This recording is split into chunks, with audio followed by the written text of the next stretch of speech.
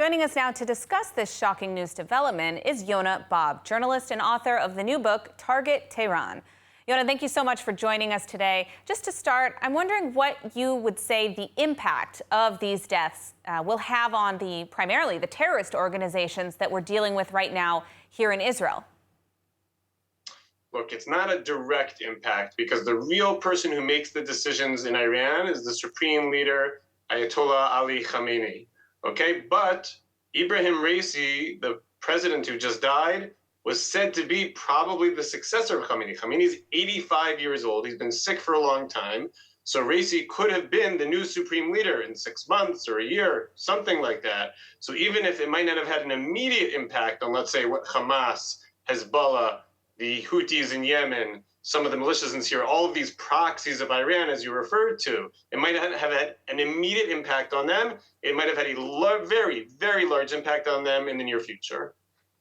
Now, given that your most recent book was about Israel's effective, targeted assassinations, do you think that there's a possibility that Israel was involved? And if so, what do you think are one or two ideas for how Israel could have even pulled something like this off?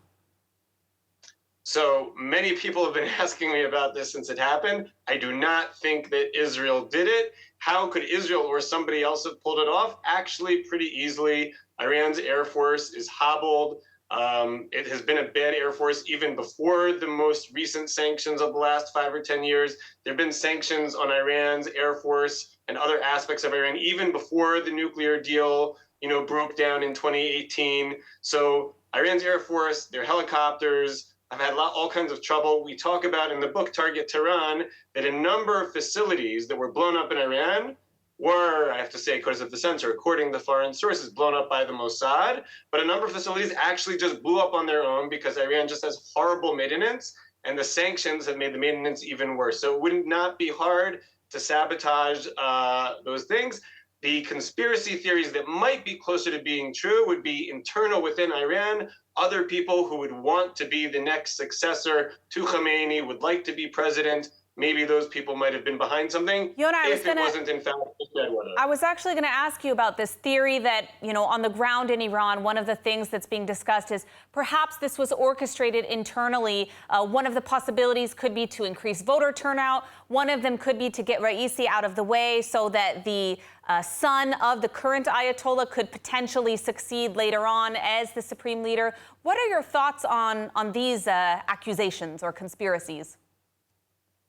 Look, those I think could be true. Again, look, I think we need to sort of start with there was really bad weather. Their Air Force and helicopters are not very good. And so it really could have been an accident. But those conspiracy theories really could be true. There have been all kinds of assassinations done in the past.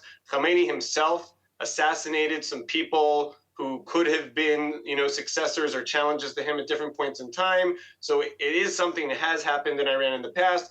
Right? There's Khamenei's son is a challenger. There's at least 2 people who are part of the sort of very small cleric body that picks the next successor, who I was told, would be interested in this. And at least one intelligence source took some of those conspiracy theories very seriously, even if nobody can really pinpoint one.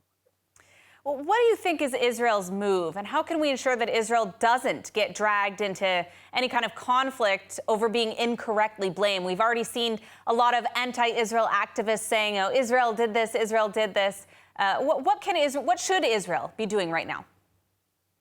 Look, I think the first thing was deny it. A lot of times Israel doesn't confirm or deny. Israel did, in fact, deny it. I would have denied it yesterday. Israel waited until today to deny it. I think there was a certain amount of shock in Israeli circles, and they were maybe afraid originally. Sometimes we get very analytical in Israel that if they denied it, that people might jump on that, so they didn't want to say anything. But I think it was good that Israel did deny it. That's number one. And then I think as long as Iran isn't pointing the finger at Israel, and even though there are, in social media pointing the finger so far, I don't see the Iranians doing that. I think they understand that Israel's business is to slow down or stop the nuclear weapons program. That's why you see all kinds of nuclear scientists, dying or disappearing, as we say in the book sometimes. But the president of Iran himself that would be a target that, if Israel actually went after him, could lead to a general war. And also, again, he's not actually the decision maker about the nuclear program.